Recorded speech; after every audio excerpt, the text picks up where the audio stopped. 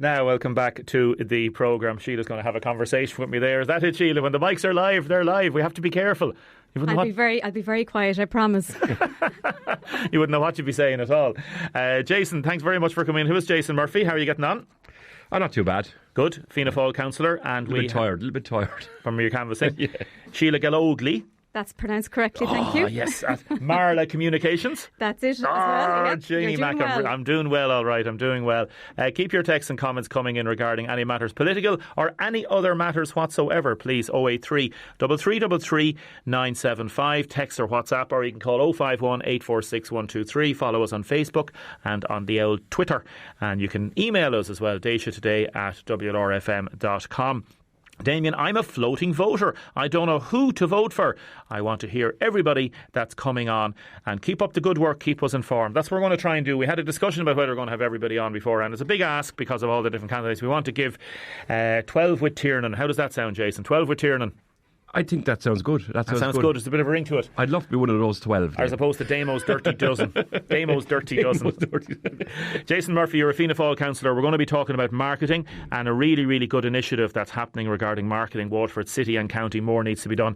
Briefly, I can't help but ask you, you're out canvassing for Fianna Fáil. You were out last night. You will be supporting, I suppose, Mary Butler in the campaign and Fianna Fáil in the campaign. Yeah. So you're out. What's the reaction on the door to what you heard yesterday regarding Eddie Mulligan? Canvassing Hillview yesterday evening, which is a big housing estate in the city, yeah. And I think the interview yesterday with Eddie came up 4 or 5 times, which is big on a canvas. If something comes up 4 or 5 times, it kind of rings alarm bells in your ears. And for me, the people I spoke to had a huge amount of sympathy for Eddie. I work with Eddie on the council. We two were elected at the same time in 2014. I've seen Eddie at close quarters. He's a very, very hard working councillor. I suppose from listening to the interview yesterday, and it was the first I've heard of it in depth of Eddie's, in inverted commas, problems, I suppose. And his problems were of that time. And like everyone else, he suffered through the downturn. And a lot of people feel sorry for Eddie. And I don't want this to become feel sorry for Eddie. They empathise with Eddie and what he went through. I think he's a good guy. If I have one criticism, maybe he should have brought that forward himself.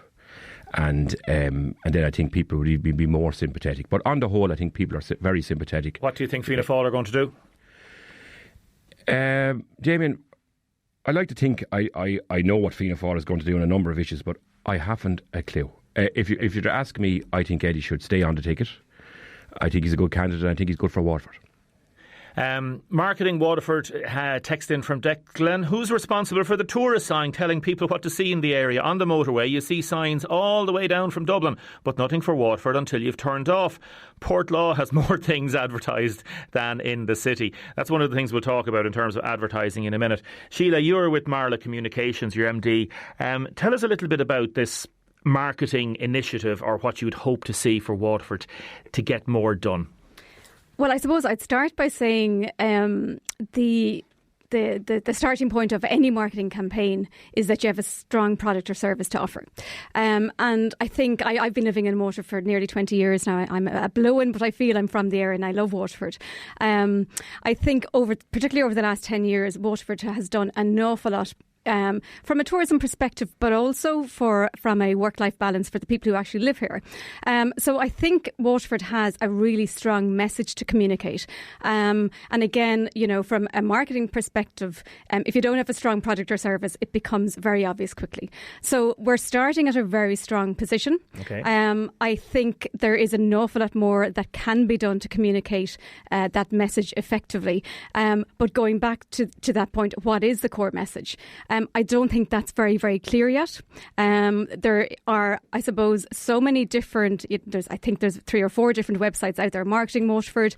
There's a number of different groups marketing Waterford. Yeah. And every website and every group are doing fantastic work themselves. But we need to remember we are targeting, the rest of the country. We need to have I would recommend one place to market that, one key message.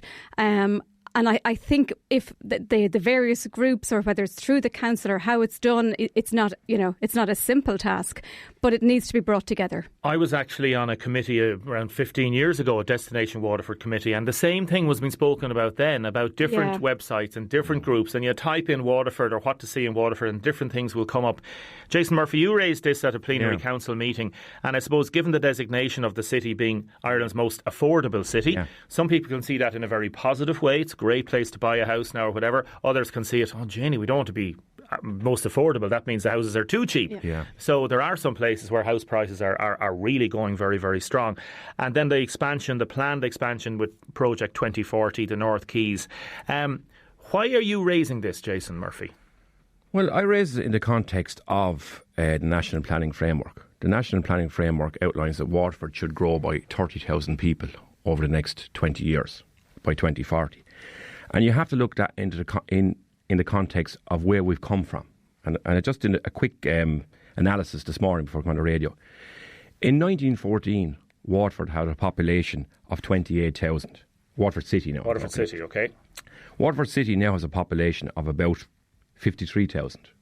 If you compare that to Galway in 1914 had a population of just over 13,000 and now has a population of over 80,000. So the question I asked of the executive is, given that our population grew by less than 25,000 over 100 years, how are we going to grow it by over 30,000 in the next 20 years? Maybe we're not being romantic enough. But I was underwhelmed by the answer, which was a stock answer. We're looking at this, we're looking at ways to do this. And to take up on the point just made, I think there's too much going on. It's a crowded space. We have too much going on. In what sense? Too much? What do you mean by too much?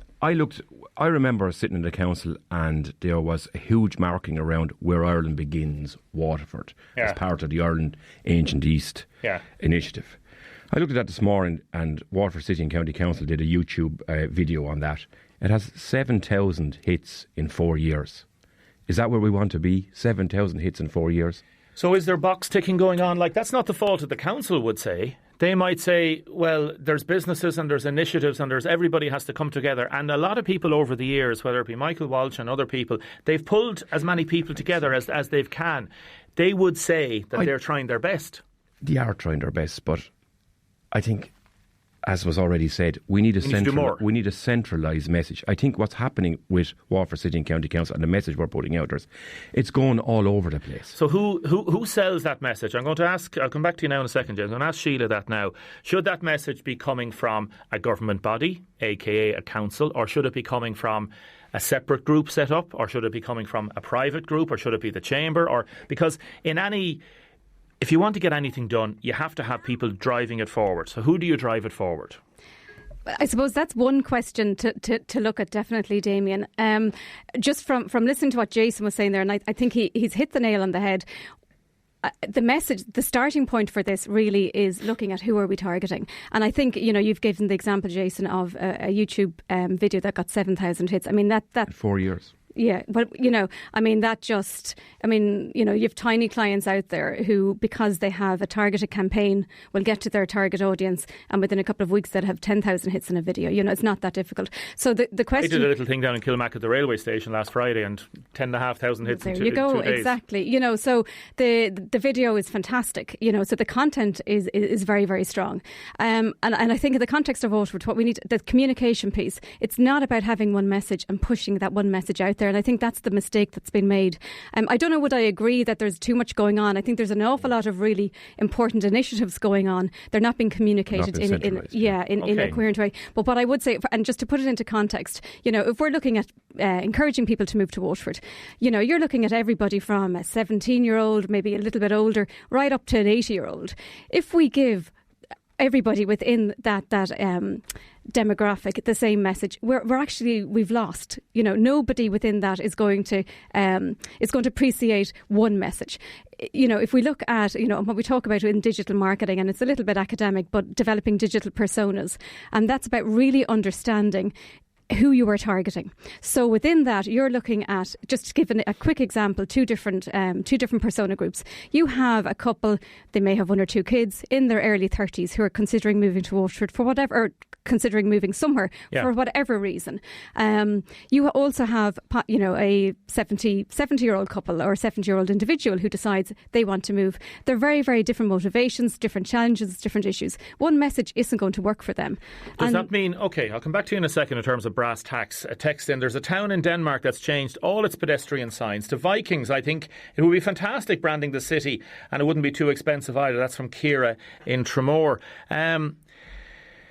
What do you want to do, Jason? Like, if you were in charge of marketing Waterford now and you said, OK, I've got 2 years to do something and make some sort of a difference here, what would you do? I think... Let's be quite specific now. And just listen to the last text. I don't think there's a big problem marketing Waterford as a place to visit. No. And I think people realise it's a fantastic place to visit. I think people are becoming more aware of that all the time. I think my own in-laws, I have a lot of in-laws from Dublin, and they love Waterford. They love coming to Waterford for a weekend break or for a bit longer. But I think what this is about is getting people to live here. Okay. And I think you said Waterford is Ireland's only affordable city, and that was came out of the report. I think that's something, that's not a negative, that's a positive. Because if we're serious about balanced regional development, Waterford is so well placed to be the safety valve for Dublin, if you like, because we have so that what are you connection. proposing? You're proposing a specific targeted message for those that want to come and live in Waterford rather than the tourism thing. I remember the last government did a huge initiative around the homecoming. I remember that a couple of years ago, and it was successful at some level. I think something like that, if there was a centralised website, that when I Google Waterford, the first thing I don't get is Wikipedia. I get something, the first thing comes up is Waterford is a place to live. It's a most affordable city in Ireland. And who should run that? Should it be the council? I think it has to come from the council. I think it has to come. No? Whoever does it. Are you looking for a bit of work?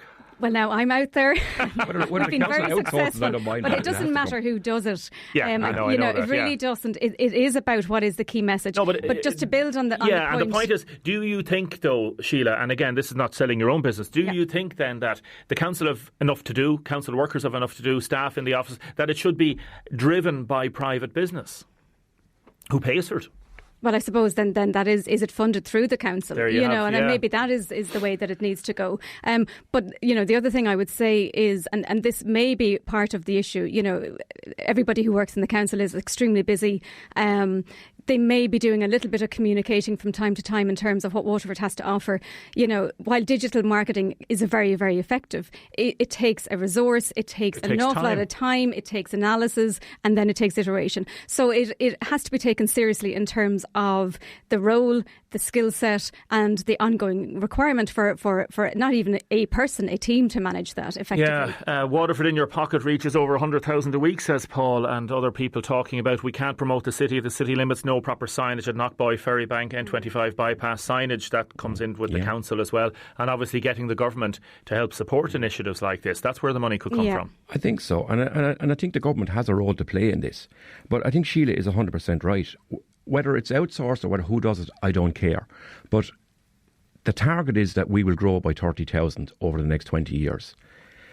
To do that, we need a lot of work. I outlined there, in 100 years we've only grown 25,000. Yeah. So we have a huge challenge ahead of us.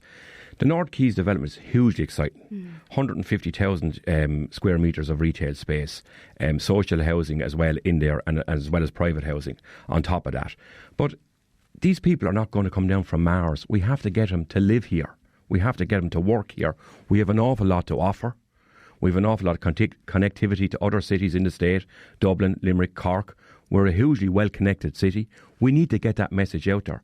I don't think we're doing enough. I don't think the council is doing enough. Well, what we tried to do this morning is to initiate the debate, start things going on it, and see if we can get some sort of a traction on it. Eamon has been on to us about simple little things that, for example, the Jewel in the Crown, the Bishop's Palace, has 4 lights on the steps out since January 2019. Little things like that. There's too much signage in the city, need to be outward looking. And who's going to pay for it is another question that somebody has come in with the text. Sheila, we've started the debate. We'll continue it. We'll see if we get a response to it next week. Perfect. And push it as we go. And thank you very, very much. Thank you. Pleasure to be here, Damien. Pleasure. Jason, thanks very much. And how's the shoe leather? Okay. We have a hole in it so far, but I get a pair down there. Any dog bites yet? Not yet. I have a few growls now from people answering doors, but no dog bites. Now, welcome back to the programme. Keep your texts and comments coming in 083 333 975, text or WhatsApp. Olivia has phoned 051 846 123 to say targeting people to live here because it's cheap is not practical. We need to make sure there's jobs, make sure there's a university, make sure there's shops opening. And I suppose what Jason and Sheila was saying is that goes hand in hand. You have to get the jobs, get the university, get all those things as well as targeting people to live here, and that works hand in hand with that. And the marketing campaign cannot live in isolation from any other, I suppose, campaign for increasing economic activity in the city or in the county. Other people talking about what's been done in Dungarvan, and the people in Waterford City should develop that. Now, in a second, I am going to be talking to Aileen Hickey from the new chair of Parenting Parentline. We're going to talk about perfect parenting in a second. Good morning, Aileen. How are you? Good morning, Jamie. I'm very well. How are you? Good. Thanks for joining us. Firstly, I'm going to play a lovely little clip from a certain gentleman, and his name is Homer Simpson. And Homer Simpson is one of the best parents in the world. And this is Homer Simpson attending a parenting class. Homer, it says here you've been a father for 10 years. What has that taught you? Well, for one thing, you're never really ready to be a father, but, the other day Bart, the little Dickens, said I had an elephant butt. So anyway, I'm strangling him. And I said to Bart... Wait, hold on a moment. You were strangling your son? Yeah, strangling. I mean, it's not the only tool in my parenting toolbox, but it's the sharpest. Right? Anyway, I said, Bart... You're actually serious? You physically lay your hands on your boy's neck? Yeah, I guess it's just how I was raised. Aileen, what do you think of that? Well, I think, first of all, we don't recommend strangling as a general concept. No, strangling is certainly not recommended. It's not, no, it's definitely not in the guidebook here. But, I have to say, I think one of the questions someone was asked there was, or maybe you mentioned it, how do you become the perfect parent, or what is the perfect parent? So I suppose the first thing I'd have to say is there's no such thing as the perfect parent. And I know there is. Go on. There's some, in some people's minds, there's some people listening to this that are the perfect parents. They think of themselves, I'm perfect. I can't be improved in any way. Well, I think the key word there is that they think of themselves as the perfect parent. I think all you can ever really do is try and be a good enough parent, and that's all we're ever going to get to. I have 5 kids between the ages of 13 and 20.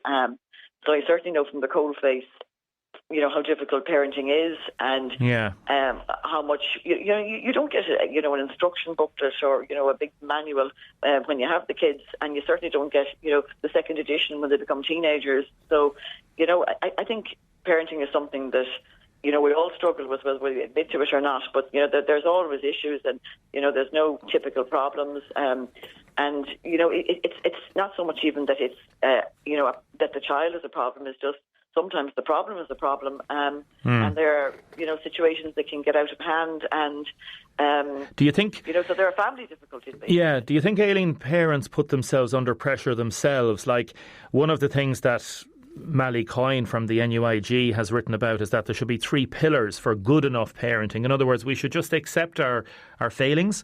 So the first one would be learn to trust your gut instinct. As you grew up with your children and your children grew up with you, how did you learn as you went? Nobody told you what to do. You had to literally learn to trust your gut, didn't you?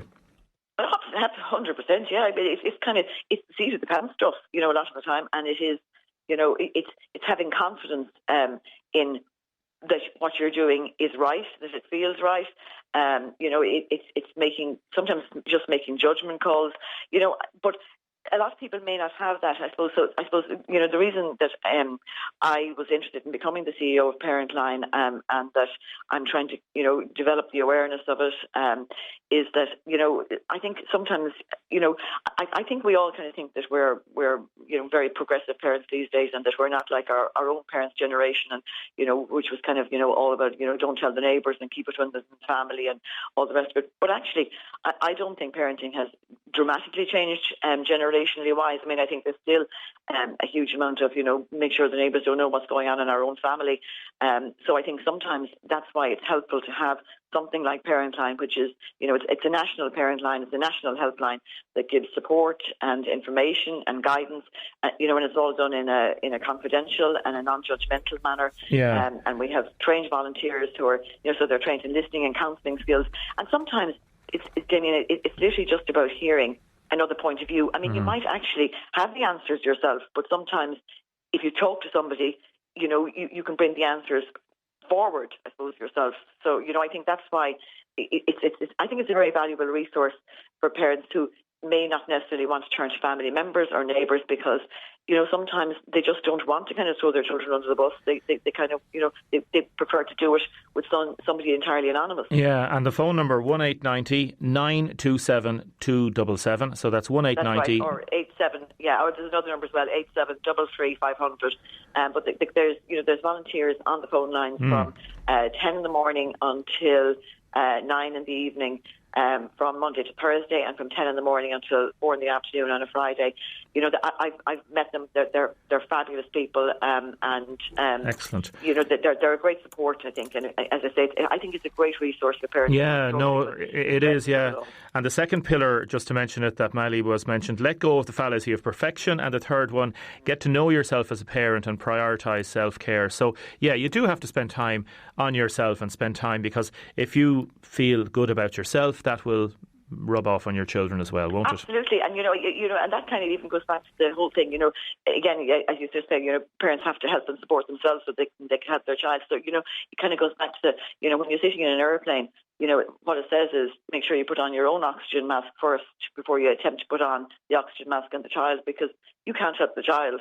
You haven't put on your own oxygen mask because you've already passed out yourself. So you have to help yourself before you help them sometimes. Yeah, you do. Listen, Aileen, thanks so much for joining us. We might talk to you again the next month and go through another item. And thanks very much for talking to us this morning, Aileen. Thank you. That's Aileen Hickey there, Chair of Parent Line. And I said the number 1890 927 277. Now, some text. Joe Kelly's texted, Damien, I believe a marketing company supported by the council should be hired to promote the city and county. Another texter, I won't be voting for anyone at this present time because I don't believe what they're saying. Others saying, talking about Eddie Mulligan, saying he's doing a great job. Others saying that they would be dubious about thinking about voting for him now. Damien, please stop promoting the myth that the Greens forced us to buy diesel when they introduced the new CO2-based car taxation system 12 years ago. Not true. And a big text there from Ivan. Ivan, that's one of the issues that we will be discussing at the election debates in the next while. Firstly, I'm going to talk to Denise Whitmore. She's here with me now. She's from a company called the Social Media Department. Denise, good morning. Good morning. How are you? Very good. How are you? Thanks very much for coming in. No problem. Thanks for having me. What's the first social app? What's the first app you open when you get up in the morning? Oh, that's such a good question. I suppose WhatsApp. Because I probably have about 100 messages there that's sent through the night. So, yeah, that probably would be the first one. Although how many WhatsApp groups have you? Oh, I actually couldn't tell you. I've lost count at this stage. And do you close them down as you go, or do you swipe? Because once you swipe them, they'll close, but you'll still have the messages on it, or do you leave them all open? Are you one of these people that... The apps itself, I would close. I'd be very good at closing all my apps on the phone as well to save the battery, but the messages, no, I think I should. I open WhatsApp there now and I've got 4 messages, but I close them as I go. I'm a Virgo by nature, so that's one of these people keeps my desk clean, Well, I'm Sagittarius, I'm the complete opposite. Complete opposite. So the WhatsApp is the first one you'll check? Yes, and then Facebook. Yeah. Twitter? Not so much. Not so much. I think the engagement has gone a lot on Twitter. It's gone a bit stagnant. Has it lost its shine?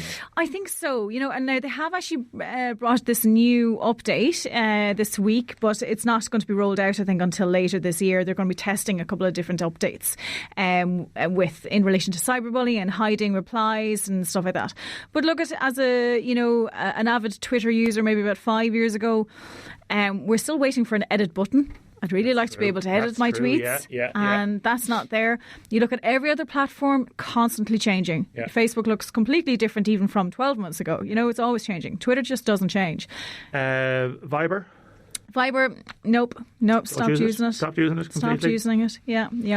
WhatsApp? Snapchat, I've even stopped using it. Snapchat. I use Snapchat for the filters.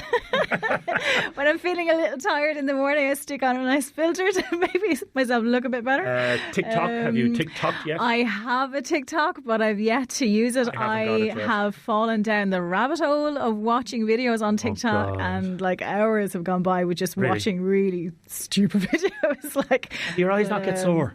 Yes, they do. I find it as well, because again, screens have this ability. We're supposed to blink as human beings a certain percentage of times during every hour, and the screens, whatever way the flicker comes, it stops you from blinking, which effectively makes your eyes, because a blink actually is a form of resting your eyes.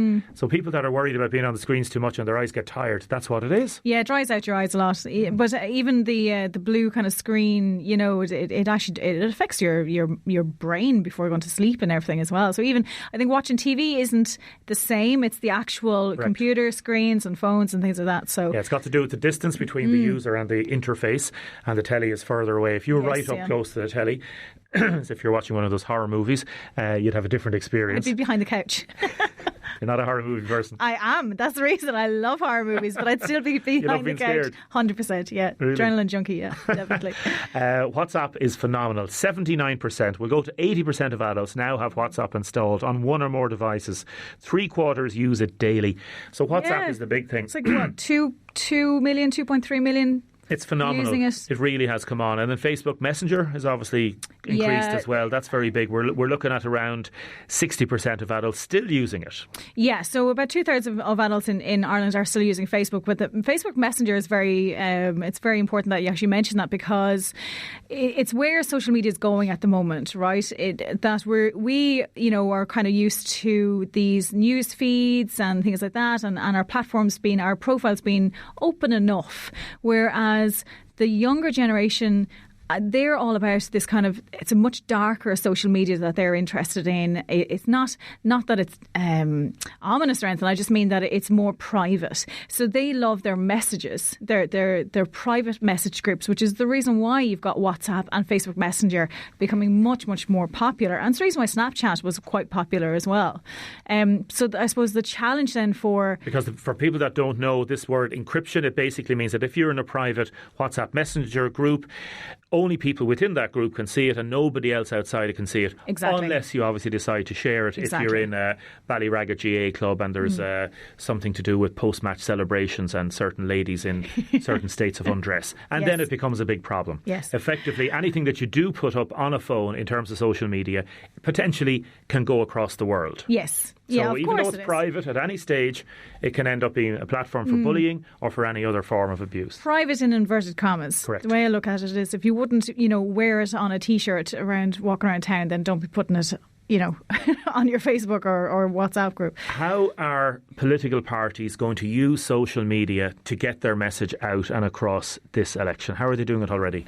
Yeah, so I suppose it is a challenge for the candidates at the moment. We will start seeing them using social media a lot more. There's a couple of things that are a bit different about this election, right? So we know that it's going to be on a Saturday. So obviously they're going to be appealing to a younger vote because hopefully the college students will be out voting as well. As well as that, we've got a big kind of focus on the environment. So a lot of candidates you'll see are going to start using social media rather than using, printed media. Flyers, posters, things like that are going to be either recycled or they're going to be reduced. So there's two reasons why politicians are going to be using social media a lot more in this particular campaign. How they're going to be using it, I suppose, like we've already kind of touched on it, Twitter, before it would have been the place to be for politicians of getting their message out there very quickly. At the moment, they're not going to be using it as much. They're really only going to be using Twitter, I suppose, to get on the radar of, your likes through yourself, for the media, for journalists, to make sure that, in reverse, when the media is searching for the GE 2020 hashtag, to make sure who kind of is speaking about what kind of politicians are talking about what issues. Then I suppose they're going to be looking at Facebook. you know yourself, it's the older generation that actually get out and vote. And the demographic on Facebook is getting a lot older. So they are going to be looking at Facebook and Instagram to a certain degree as well. Yeah, I forgot to mention Instagram earlier. How's your Instagram posts? I actually, this is the problem that I have, right? So my company is literally called the social media department, right? But if you looked at my own Instagram, you would not think that at all, because I'm so busy promoting everybody else. I do very little for my own. But Instagram is another platform, very as we said, much, to get out a message across. Yeah. People talk about buying space on social media platforms and buying a Facebook ad. So you're a candidate and you want to get your message out. Can you actually buy a message, do a message, and then send it to specific users? You can place an advert on Facebook. It's a sponsored advert. It looks like a post, but you'll see just underneath it that it will have the word sponsored. What would these cost normally? Look, I mean, you could. It's the very same as putting an advert into a newspaper. You could take a full page ad, spend 50,000 on it, or you could spend €50 and have just text. So it's really, there is no set fee. It's exactly how much you actually want to put into your advertising budget. Okay, so it's dependent on the quantity of information that goes out on that post. So what happens then? So you write the post, you put your picture up onto it, and then you can target specific people then on Facebook, depending on their demographic, depending on what they're interested in, their location, and you can then ask Facebook to push that particular advert into their news feed in the hope that they will see it. So are these people that would be followers of you? No, they don't have to be actual followers of the page. Okay. No. So they don't have to be friends? No, not at all. The very first audience that a business page can actually target is called, it's people who like your page. Then you can move that little bit further on and it's friends of people who like your page. And then further beyond that then it's open to everybody. So. Is there a way of describing this from a graphical point of view? Are we looking at a spider's web where you're at the centre and you're putting out these tentacles? Are you looking at a linear graph? Are you looking at circles? And how would you... I think the spider's web would be a good analogy of it. Yeah, you can get quite specific with your target audience, and I suppose this is where Cambridge Analytica scandal and all that came into. Because Trump and Brexit, they were pumping money into these adverts, and they were targeting very specific people with these a variety of different adverts, and nothing illegal. And that's a really good point. That particular part of that wasn't actually illegal. It's the very same as you putting up a billboard outside a commuter strip and saying, you're travelling 2 hours, you could be living here instead. It's the exact same. You're appealing to your audience, creating an emotional reaction, and it's all advertising. It's the very same as online. So I suppose, look, just getting back to the Cambridge Analytica, the illegal part was that the data that they collected, they didn't have permission to do that. So that's the difference.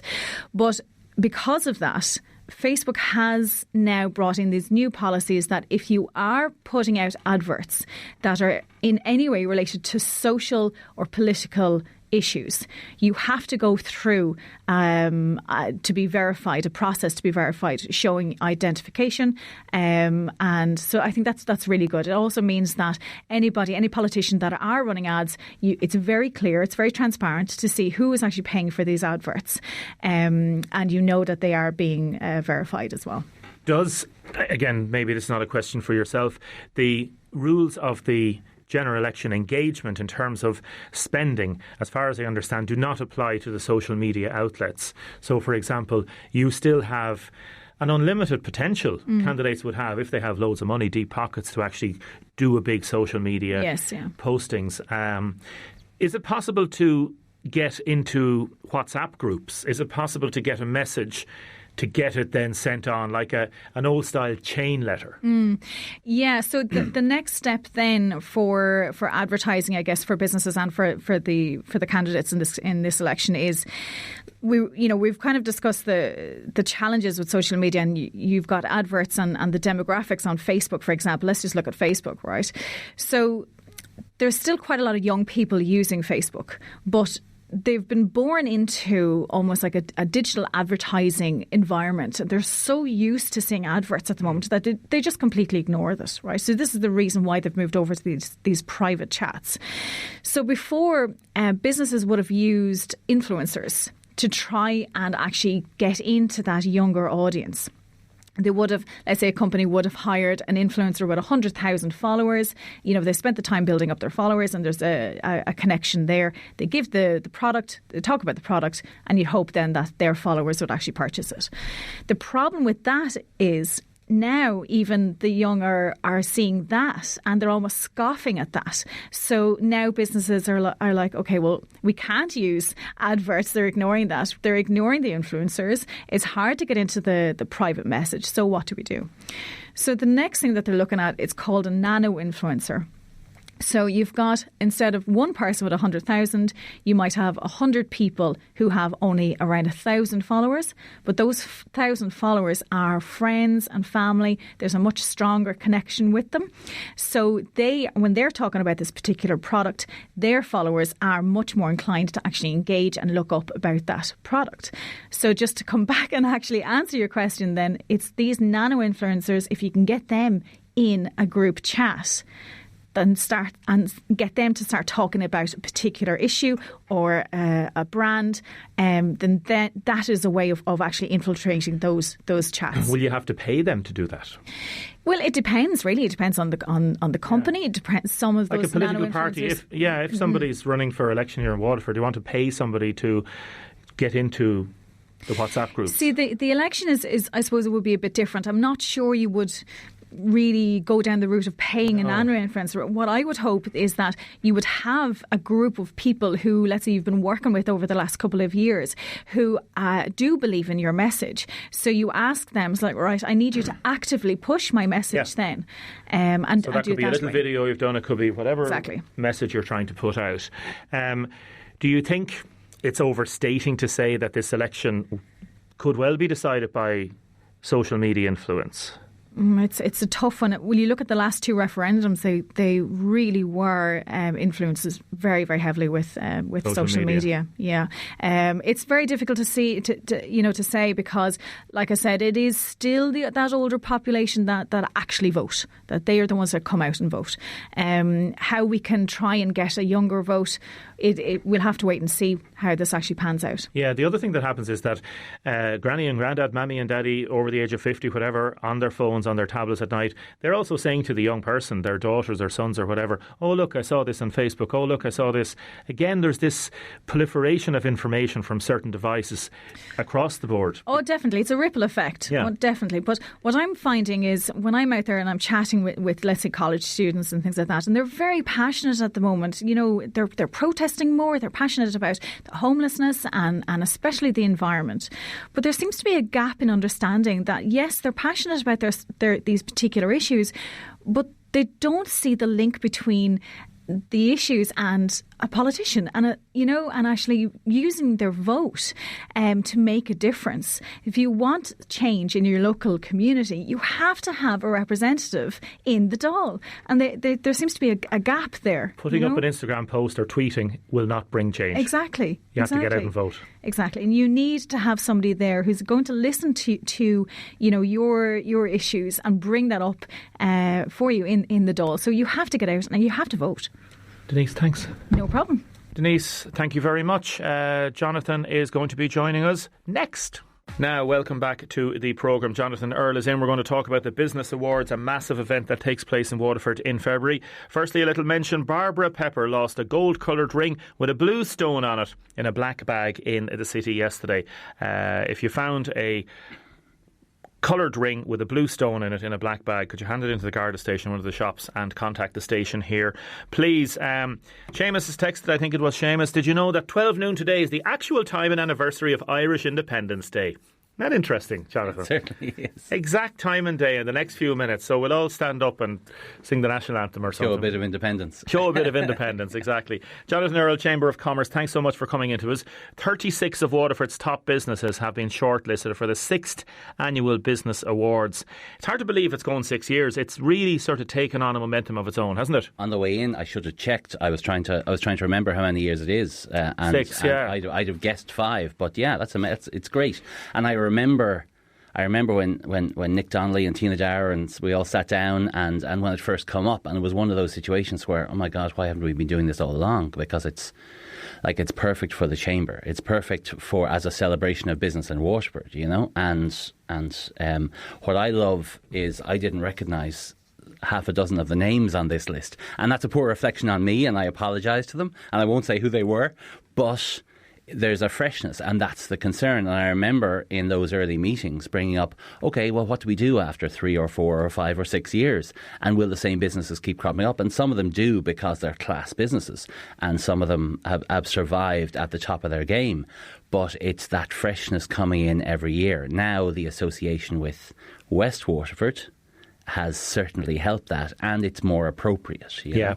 Like that is a big thing. Like Waterford Chambers, the organisers, joined forces with ourselves, WLR, and Dungarvan and West Waterford Chamber. The Gala Award ceremony takes place on Friday, February 28th in the Tower Hotel, and anybody wants to contact information regarding tickets, contact Linda at waterfordchamber.com or 311130. We won't go through, obviously, the list of 36. No. What we'll say is that there is a regeneration and rejuvenation every year in the awards, which is so vital, because we spoke earlier in the programme about marketing Waterford, generating jobs, generating enterprise, generating a good, feel-good factor. That's happening, and it's reflected in these awards. Well, it certainly is. Like the awards have to evolve. I was listening to your last speaker talking about how the environment is going to be a factor in the election, and we have to evolve too. So we brought in environmental excellence as an award, because that's what the zeitgeist is demanding, you know. And the other new category. And how do you win an award for environmental excellence? Are you talking about your carbon footprint? Are you talking about initiatives? It's a variety of factors, and I'd be lying if I told you I knew what they were, because and that brings up another point. It's the separation of the chamber from the judging panel. It's something Nick and Gerald have insisted upon all along, that there has to be an arm's length between the chamber body and the judging panel. Who are the judges? Well, it's head by Frank O'Regan, yep. and has been for years, and he's been fantastic, and I wouldn't wish to be anywhere near that list myself. There are a number of people on it. Tina Dower has been there from the start as well, but there's a number of renowned business people on it, and it's important. That separation is important, and how they judge and why they judge, and their reasons, so we don't nor are seen to have an influence on it. Yeah, there's so many different categories: technology and innovation, training and people development, small business, retail excellence, marketing excellence, community and social enterprise, tourism, exporter, entrepreneur of the year. Great categories. The exporter is another new one. Yeah, it's a reflection on how Waterford and the southeast is changing too, and how the port is progressing. Port of Waterford is sponsoring it, yeah. So the Bosch and Lama's in there, Cartamundi, and Timba Media. I haven't heard of Timba Media. Yeah, they were shortlisted, I thought, last year, but I'm not sure, yeah. So good categories, good quantities, and good qualities. Yeah, well, that's the key. It's the breadth. It's the breadth of it. Like we were chatting off air beforehand about some interviews you had yesterday, and about how we all remembered what it was like during the recession and 10 years ago, and even with me with B2B as well as the chamber, it just hit hard, and it hit everyone, and there are scars. But it's this kind of event, and seeing this list and seeing the breadth of talent is refreshing, and those scars don't go away, but we all have to move on to a certain extent. Yeah, we are where we are. I'm one of these people that likes to ground myself in reality, and you can't pretend that you're at a different place. You are where you are. It is what it is. Let's get on with it. Yeah, but these 36 are those that entered too. not every 100, 200 entered, but there are loads that didn't enter and that are good and out there, and we'd ask them to enter again next year. But it's these are the ones that took the initiative and actually put themselves out there and gave their information. And you're talking about earlier about marketing Waterford, and all year I've been talking about individual responsibility, and these people have taken that. But I've always said everyone has the best marketeers for Waterford are the population of Waterford, and we have a choice every time we go on social media or we talk to people outside Waterford how and what we speak about our county. And it's our responsibility to do that. And if everyone just shifts the dial slightly, that improves the message going out from Waterford. So the individual responsibility has to come into it as well. Yeah, and all these people took that too, and they put their names in the hat, and they put themselves out there, and they're being rewarded for that, as well as a good and positive year that they've had. Are you enjoying the job? I am, yeah. It's challenging. I hate coming on for interviews. I hate standing up on the chain, doing speeches. I love it afterwards. The hours and days beforehand, I take no pleasure in it at all. But I didn't do it for that reason. I did it to. You talk about getting in the room. I did it to get in the room, and it's been a real pleasure. And being able to sit in front of the Taoiseach or the Minister for Finance or an ambassador and having your say, and not walking out afterwards regretting that you haven't said something. That's why I'm enjoying it. Continued success. Jonathan Earl, thank you very much, and to everybody in Waterford Chamber.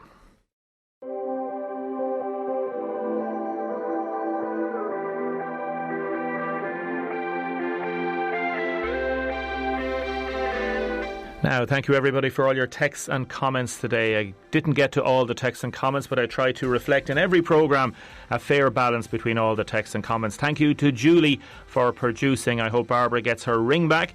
Jeff is up next from our Dungarvan studio. Have a great day. Looks like it's going to be a nice day out there, and our news team will have more reports throughout the day on the breaking election news as it happens. We'll talk to you tomorrow from Dungarvan.